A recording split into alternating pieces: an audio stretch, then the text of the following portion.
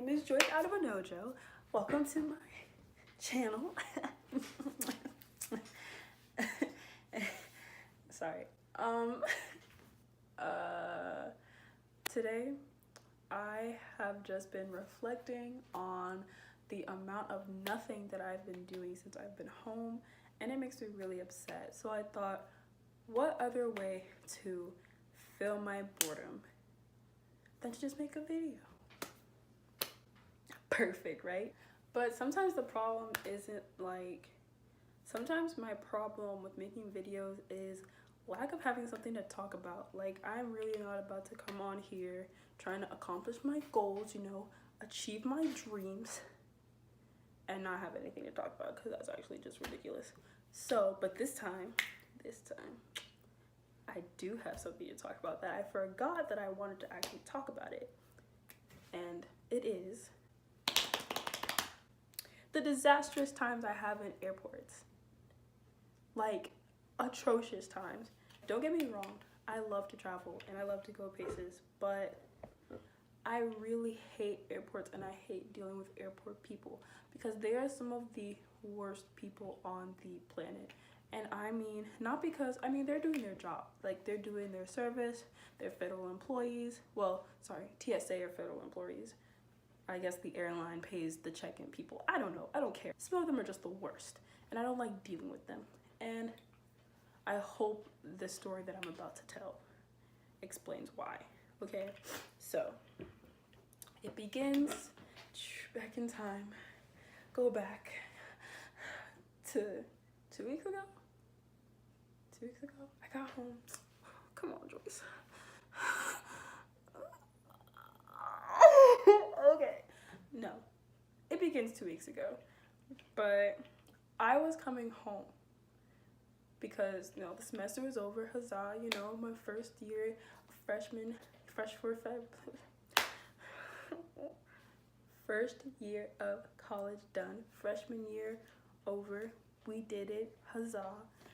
And I had about 2 days to spend after, no, I had a whole weekend to spend on campus before I left home, because my dad booked my ticket to come home for Monday, and school ended on Friday, and my last final was on Friday, so I had the whole weekend to just chill, and then I could worry about getting to the airport on Sunday, which is exactly what I did and exactly what I suggest to people to never ever do. Never save your travel plans until the day before, because it's just disastrous.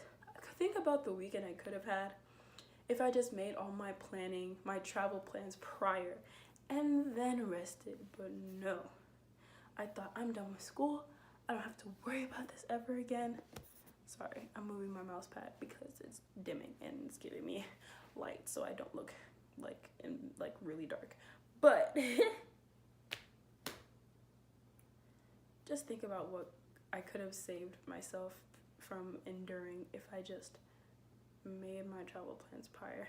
And this is what happened. So I'm on my way to the airport, and usually I take a shuttle from somewhere on my school, whether it's from a dining court or from one of our bookstores. I usually take a shuttle from there to the airport. But no, I had to be Little Miss Cupid, Little Miss Cloud 9. I let this boy that I have a really big crush on take me to the airport, and it was a disaster. Like, he wasn't a disaster. He was not a disaster, but it was just a disaster, because to be a good air traveler, you always arrive to the airport 2 hours before your flight. Unfaithfully. I left an hour before my flight, okay? My flight was at 7. I left the house. Oh, actually, that's not true. My flight was at 7. I left the house 2 hours before my flight actually was. I left the house at 4:45, and then I still had to pack a lot of the rest of my stuff into his car. So yeah, I didn't leave on time, like, at all. But it's okay, you know, because I'm in the car, with my little boo. I'm on top of the world. We're laughing, we chilling, we having a good time, you know. And you know, and I start to get nervous because I start to look at the clock, and it's inching on 6. Then it starts inching on 6:15, and I'm sitting here like, fuck.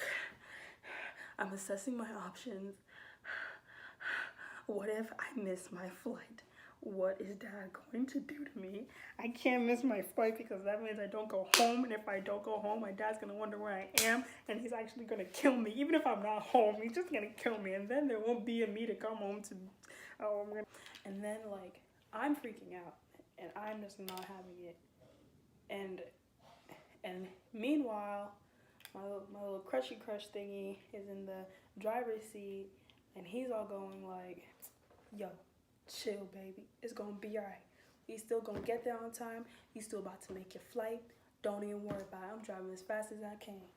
I'm sitting here like, yeah, cool, yeah, of course you are. You know, you're driving as fast as you can. You know, whoa. And I am just losing my shit. So we get to the airport, and it's about 6:15, 6:20-ish. And the first thing I need to do is get all my luggage out of the car. And it's a lot of luggage because I'm like, I basically brought my whole life to college. So I'm basically trying to bring my whole life, half of my life, 3/4 of my life back. So it's actually pretty difficult. So I try and get all that out the car. And he helps me and he's really nice. But of course he can't like leave his car because he can get a ticket or he can get it towed. And I wasn't about to make him risk that. So I say my goodbyes, I give him a hug, and I leave. And I head to the front desk. I fly American Airlines most of the time, so I'm running, and I'm just like beating feet to the American Airlines front desk, only to be greeted by this lady. The deal with me going to the desk is not that I had to check in, because I had already checked in prior to my flight, which is like the one good thing I did before actually getting on the plane.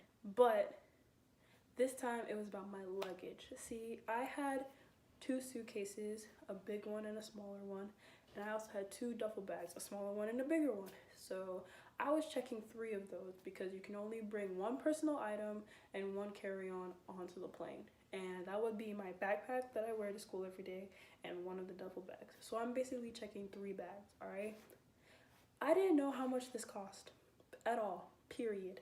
And I was pretty devastated to find out the price. I had called American Airlines before and I was asking them, okay, well, how much do you charge for like 2 check bags? Because that's what I thought I was going to have. Like, I only have 2 suitcases, like 2 cases. I only had 2 suitcases, so how am I about to fill more than that? Like, I can't, I had no choice. They told me that it's $30 for one and then $40 for another. So I'm thinking, bet, $70 max, I'm cooling. But then I actually finished packing my stuff. Boy, was it a lot. Boy, was it a lot. Turns out it cost $220 to check 3 bags for American Airlines, and I did not have that money in my bank account. My bank account was in the double digits.